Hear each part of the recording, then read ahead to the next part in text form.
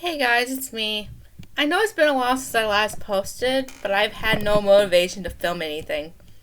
I mean, I have it all planned out, but I get distracted easily, and like at the last minute, and then it gets to the point where I won't have time to film it.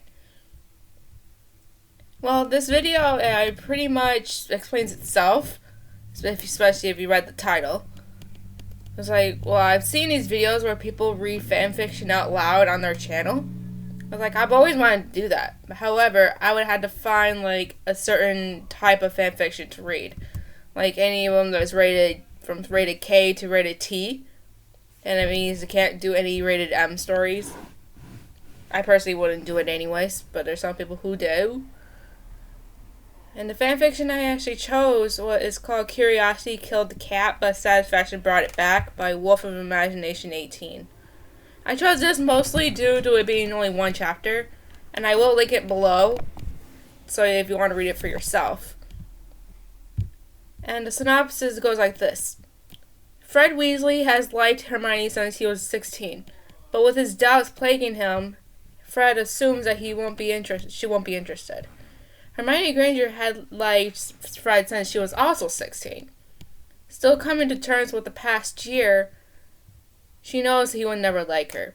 Some eavesdropping from Fred and a push from Ginny shows them how wrong they both were. And if you can't already tell, it's a Harry Potter fanfiction. Well, here it goes. Hey Hermione, I was wondering if you would want to go to Diagon Alley one day with me. Go to Diagon Alley with me.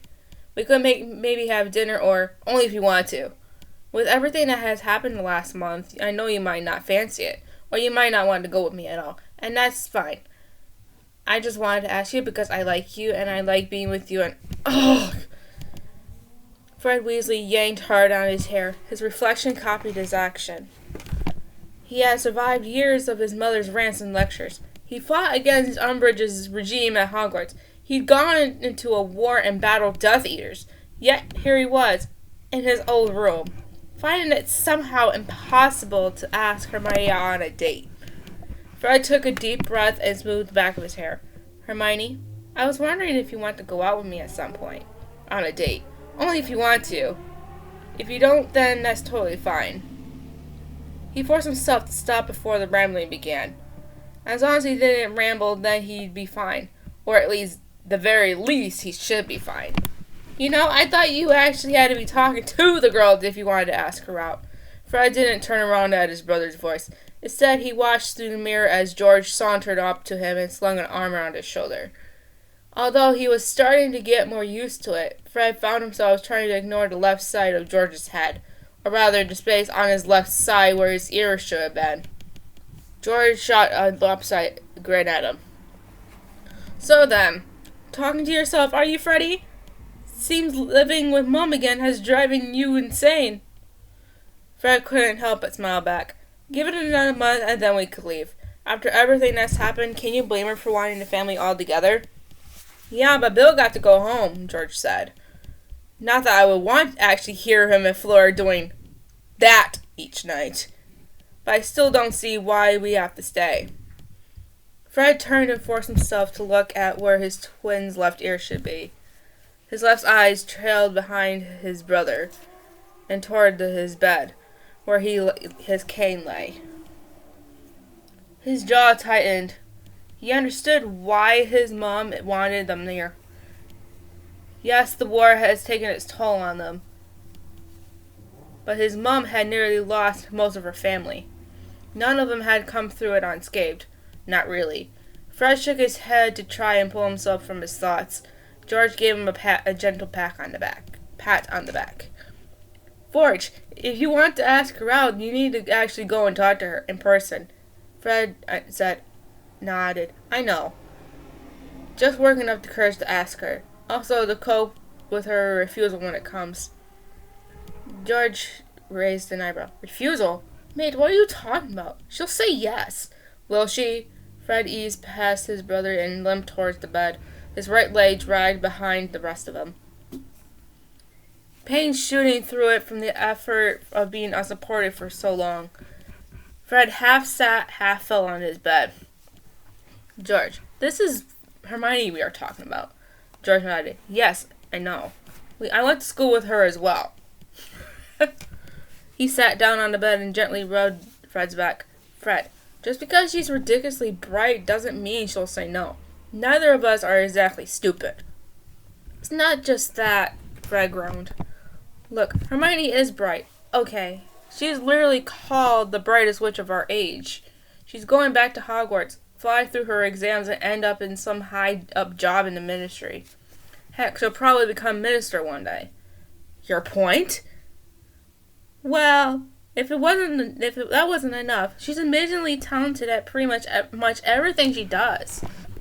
She also happens to be stunningly beautiful and has had boys chasing after her for years, even if she was totally oblivious to it. One of whom was Victor Crumb. She got a world-famous Quidditch star drooling over her when she was 15. And then there's me, who dropped out of school in my final year and run a joke shop. Excuse me, George gave him a gentle elbow. A very successful joke shop, I think you'll find. Fred nodded. I'm not ashamed of any of it. I love what I do, and I would never change it. But it's never going to be enough for her. I'm happy running the shop until I die. But Hermione is the sort of will want to go out there and change the world. Not settle for someone who is happy to spend the rest of his life selling punching telescopes to children. He risked a glance at his brother, who was staring at him intently. In that case, George whispered, why bother asking her out? You seem pretty certain she'll say no. Because I have to. Fred ran a hand through his hair.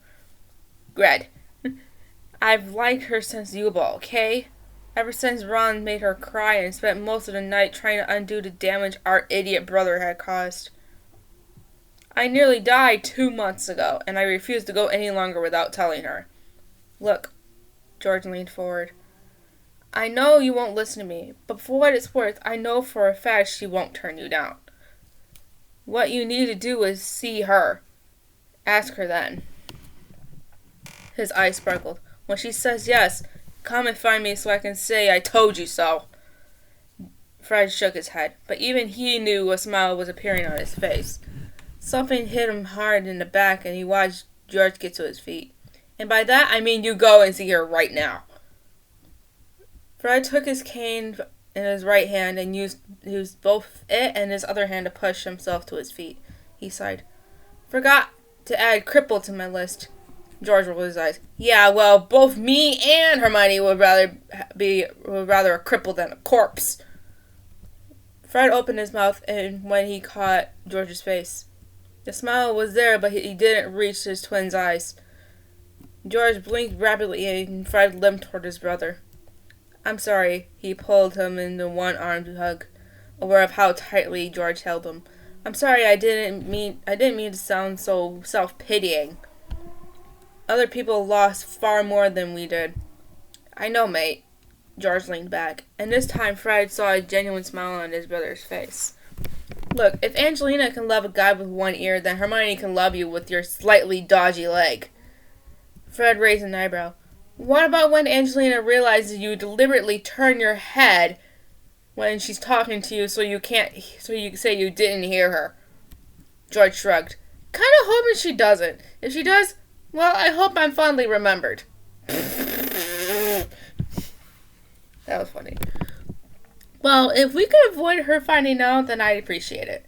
Don't need the hassle of finding someone else to run the shop. George placed a hand over his heart. Oh, brother, I never knew you cared. Brotherly love. Gotta love it. When he had been younger, Fred hadn't minded his seamlessly ending stairs that twisted upwards throughout the burrow. As he got older, they essentially gone unnoticed in his brain. Now he could do nothing else but curse them. Thankfully, his and George's room was halfway up, but still meant that he had a few steep flights to go before he get to where Ginny and Hermione slept. Twice he had stopped to lean out against the wall, his leg aching at the very thought of further movement. Fred gave it a gentle rub. Come on, just a few more steps and then we can sit down. A smile tugged on his face.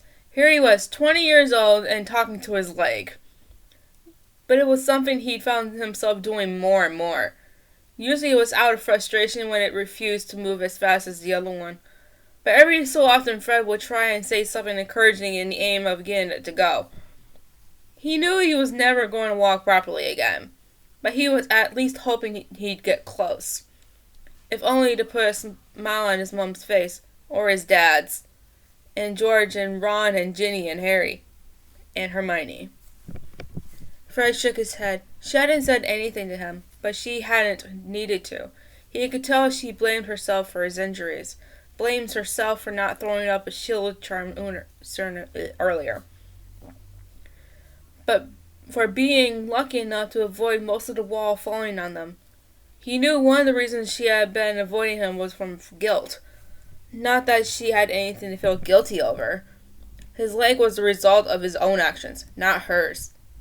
The hand gripping on the cane tightened, and Fred forced himself to keep him going. His muscles groaned as he half-dragged his leg behind him and as he forced himself up the final few flights.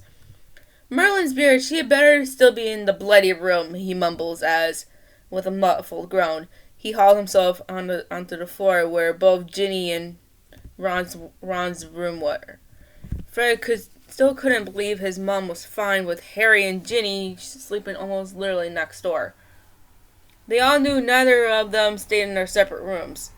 Not that he tried to think of his little sister and his friend in the same room at night.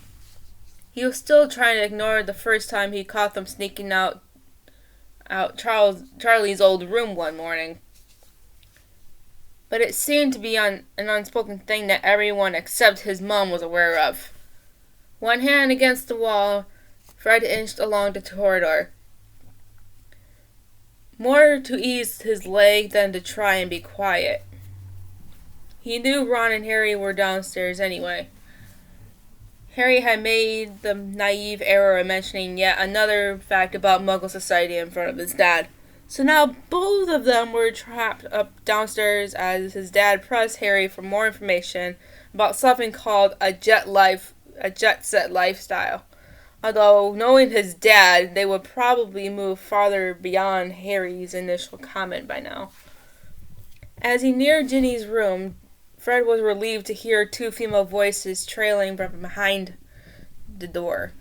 So at least the journey hadn't been for nothing. Now he just had to think of a way to actually get rid of his sister. No way was he going to make a fool of himself in front of her. She could wait and find out later. Ginny, will you just drop it, please? Fred narrowed his eyes. Hermione had never gotten annoyed with Ginny. And as much as he loved his sister, Fred would happily admit she could be a pain at times. She said the same about him, so it seemed to balance out. No, I won't, Hermione. You can't keep ignoring him. You live in the same house. Yeah, but he'll move back out soon.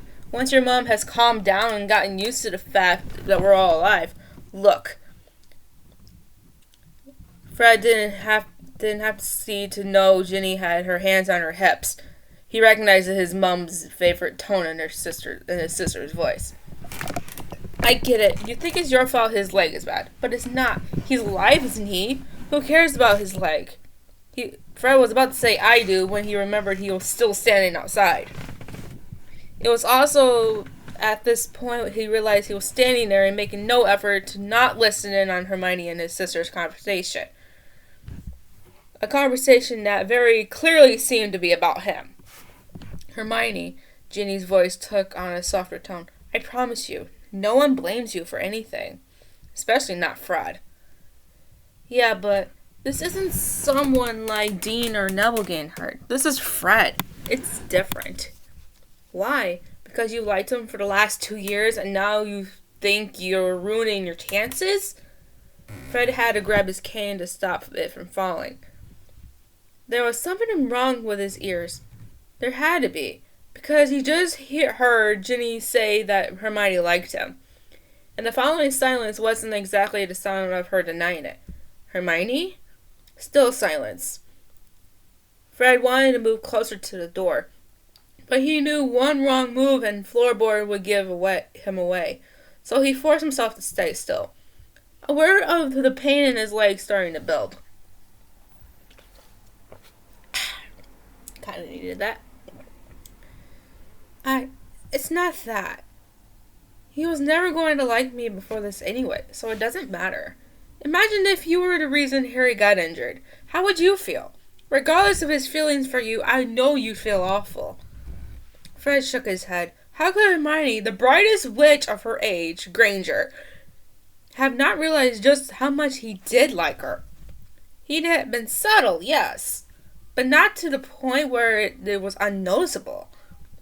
Even Harry had worked it out, and Fred knew the boy wasn't known for his observational skills. What do you mean he wouldn't have liked you?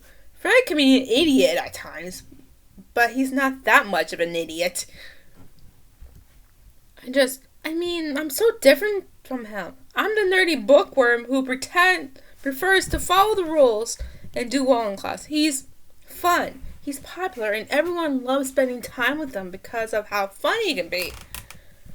Why would he like me, who is the total opposite, and could barely get people to like her when she was in primary school?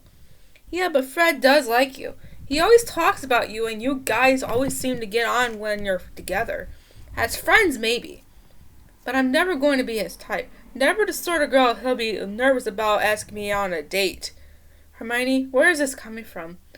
I know you have always been oblivious to guys liking you, but you've never been this adamant someone won't. Ginny, don't tell anyone about this. Harry and Ron know, but the silent seconds that followed were torture for Fred. He had listened to everything Hermione had said and shaken his head at all of it. He knew both girls would kill him, but he already had his hand raised to knock on the door so you could tell Hermione how wrong she was. And then Ginny gasped. Fred froze as he heard his sister mutter a curse that would have his mom screaming the house down. Damn. That's gotta be bad. Hermione, who did that to you? Bellatrix Lestrange, when we were at Malfoy Manor. Hermione broke off and Fred shut his eyes as the bang from his cane hitting the ground echoed along the corridor. He edged sideward in the direction of Ron's room when the door flung open and Ginny's head poked out. Fred held his hands up. Don't kill me! Ginny glanced back in her room. Back in a minute! And then she picked up his cane and shut the door behind her. How much of that did you hear, Fred? She hissed. The truth. Most of it. Fred took the cane from her. I didn't mean to, not at first anyway, but then she was saying all that stuff about herself and I don't know. I couldn't help it. Listen to me, Fred Weasley. Ginny poked a finger in his chest. You're going to go in that room and talk to her. And if you say anything other than, will you go out with me, then I will throw you off the roof. Oh, damn. Fred shook his head. Wait, how do you even know that you like Hermione? Ginny shrugged. Since the Yule Ball when I saw you comfort her after she had that fight with Ron. Unlike you lot, I'm not an idiot. Now go in there and tell her that. If anything, it'll get her to stop moping in that room. Although he knew he shouldn't be, Fred couldn't help his smile. But she does like me though. As in, likes me? What are you, 12? Ginny moved behind him and gave him the gentle push toward her room. Yes, she likes you. Now, do I have to drag you into that room or can you go yourself? Fred didn't bother with an answer. Instead, he shuffled towards the door and gently rapped his knuckles against it. Ginny? Fred gripped the handle and took a deep breath. For some reason, knowing Hermione liked him back didn't make him less nervous. He eased the door open and poked his head round. Just me. Could we talk? Hermione blinked at him, and even though she was on the other side of the room, Fred could see that the red tinge in her eyes. His heart broke slightly at the sight. Hermione shook her head. Fred, I'm not... Do you mind if we do this later? She broke off, and Fred didn't miss the fact that she had suddenly grabbed her sleeve and yanked it down her arm. He bit his lip at the sight. No doubt whatever she was hiding was what had Ginny cursing. He gripped his cane. The pain in his leg was starting to reach an unbearable stage. Please, it's important. He slipped into the room and shut the door. Plus, I really need to sit down before my leg collapses on me. Hermione's eyes widened and shot to her feet. Oh my god, I'm so sorry. You should have said. Do you need anything? Should I get your mom or George or Hermione? Fred forced himself to keep his voice light. I'm fine. I just need to sit down for a bit. He knew why she was fussing. But when you had an entire family fussing over you every second of the day, it did get annoying. Fred limped toward Hermione's bed and sat down into the soft bedding. She fiddled with her sleeve before sitting beside him.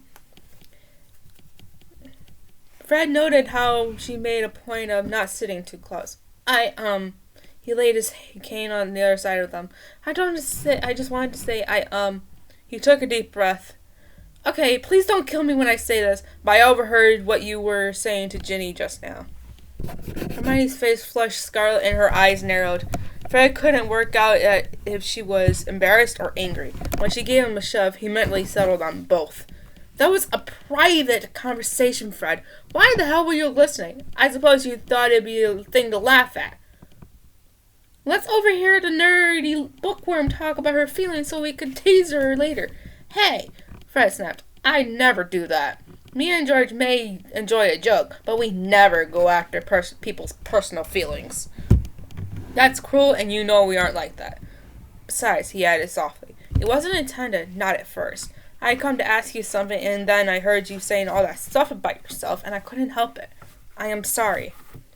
Hermione gave a curt nod. You still shouldn't have done it. Look, if you come here to do the whole let me down gently thing, then you don't have to. I know you don't like me in that way, and it's fine. Honestly, I'm a grown woman, and I'm not going to fall apart because some guy doesn't like me back. I know. Fred grinned at her. But that's not exactly why I'm here. I'm actually here because I wondered if you wanted to go out with me. On a date. Hermione blinked at him, and Fred wondered if she should keep talking. Not the rambling he'd been doing earlier in the mirror, but something to fill the silence. Hermione gazed at him, and Fred forced himself not to get lost in her gaze. Fred, is this you being nice because of what you heard, or do you mean it? Fred glanced down at his hand that lingered close to hers. He wove his fingers between hers and held her hand tightly. Excuse me. I mean it. Hermione, I have liked you for years, and I was an idiot and didn't do anything about it. But then the battle happened, and I knew I had to say something. I just spent my entire morning trying to work out how to ask you out. Speak to George if you don't believe me. But, Hermione shook her head. Fred, I'm not. I mean, you're fun and relaxed, and I'm the complete opposite. You're popular, and I'm so awkward around people, I end up just annoying them. And yet, I still like you. Fred winked, and then cleared his throat. Hermione, you don't have to tell me how different we are. I spent my morning assuming you'd say no. Because you're amazing and going to do great things with your life.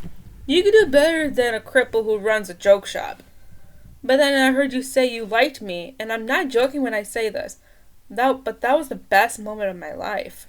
Yes, we're different, but we like each other despite the differences. So why should they matter? Harry... I just said Harry. Hermione gave a small nod. Yet her silence told Fred she wasn't convinced. Hermione didn't stay quiet, not for anything. Fred shuffled closer. You don't believe me, do you? Hermione, whatever you think about yourself, I don't. But I'm the reason your leg's bad. What? It's my fault, Hermione whispered. My fault you were stuck in the hospital for so long. I should have reacted quicker. Should have put that shield charm up the second I realized what Rookwood was about to do. I shouldn't have hesitated. Tears began to pool in her eyes. Fred, I'm so sorry. Hermione. Fred shook his head and gestured to his leg. This isn't your fault. He held his hand up to silence her comments. No, honestly, it's not. But think back to what happened, Fred said. Think about what actually happened. You threw up that shield charm, and yet when the wall fell on us, you ended up a few feet from where you had been standing. Hermione narrowed her eyes. I don't understand. I pushed you out of the way, Fred said. I knew the wall was collapsing, and I knew you were in danger, so I grabbed you and pushed you away as it came down. That's why my leg is so bad. If I hadn't done that, well, okay, in fairness, I would have been dead if I had come down on my whole body. But the point is, my actions are the reason the wall came down at all.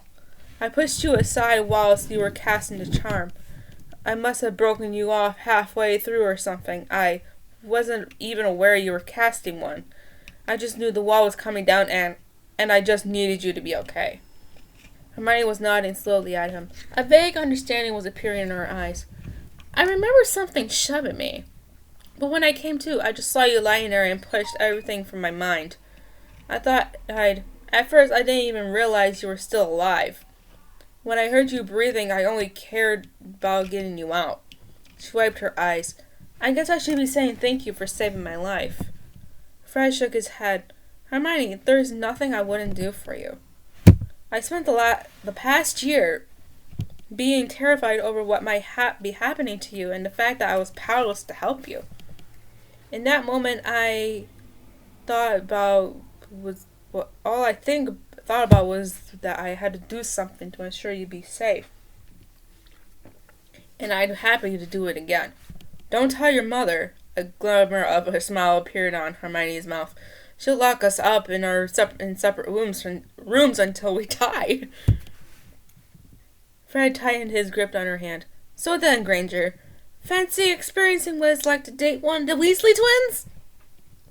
Hermione opened her mouth, but then closed it again. She glanced down at her hand in Fred's. Can I tell you something? Of course.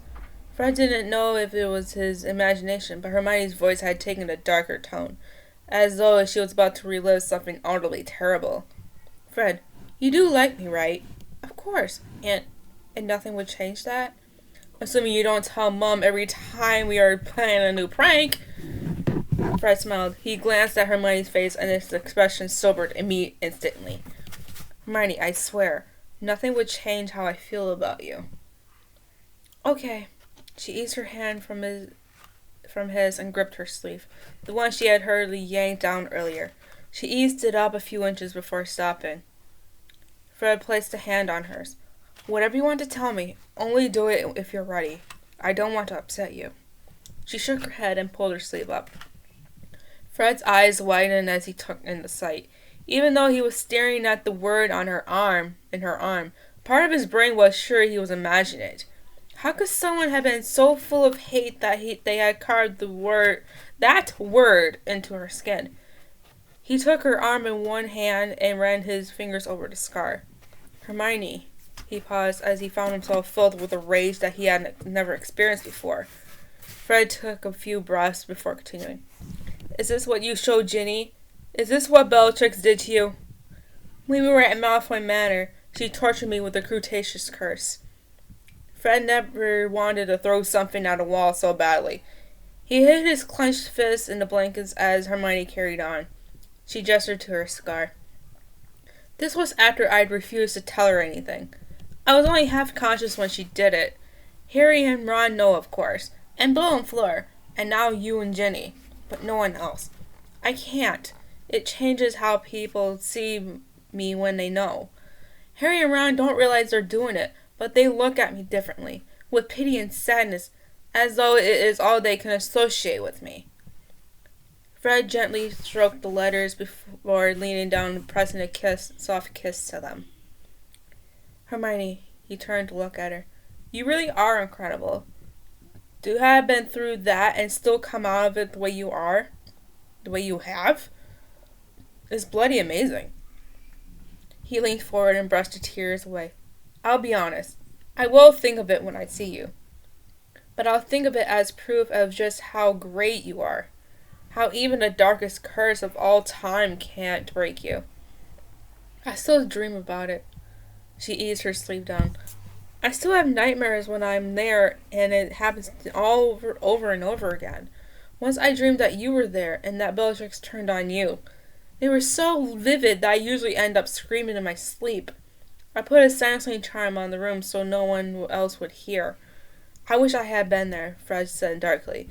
I'd have killed her myself for even thinking about touching you. A whimper sighed from Hermione's lips, and Fred pulled her against him. He snuggled up against his body. He snuggled up against her up against his body, and he tightened his hold. I don't know when I'll be normal again, Hermione said. I don't know when the nightmares will stop.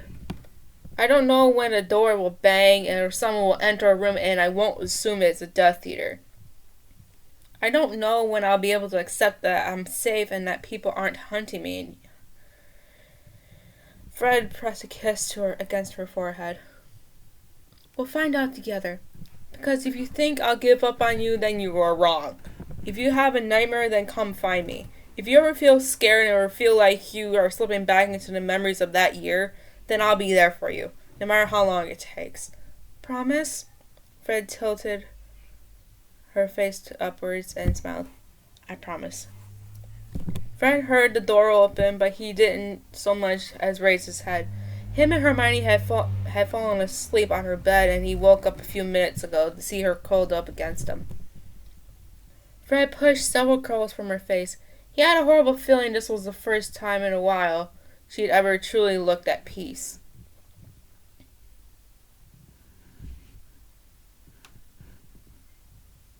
Hermione's body was snuggled up against his, and Fred had no plans of moving. Even his sore leg could wait. He just wanted to stay like this, with her in his arms forever. So then George drawled, I take it you asked her? Fred nodded. She said yes. George smiled. Well, I'm glad we got that sexual tension out of the way. Now we just need to get Ron a girl and everyone's sorted. What about Percy? Fred grinned, his eyes still on Hermione. George snorted. That's too much of an ask, and I'll let Mom take on that mission. Speaking of which, she sent me to get you. Dinner's ready. Fred turned to his brother and gave a small nod. Okay, I'll be down in a minute. Fair enough. By the way, George shot him a sly grin. I told you so! Well, that was the end of that one. I really hope you enjoyed it, and don't forget to like, subscribe, comment, and share this if you like it. And like always, comment things you want to see me do, and I will do my best to get to them. It might take me a while to look at all of them, but as long as I'm getting around to it. I'll see y'all later. Don't forget to stay safe. Be safe and stay Gucci. Bye!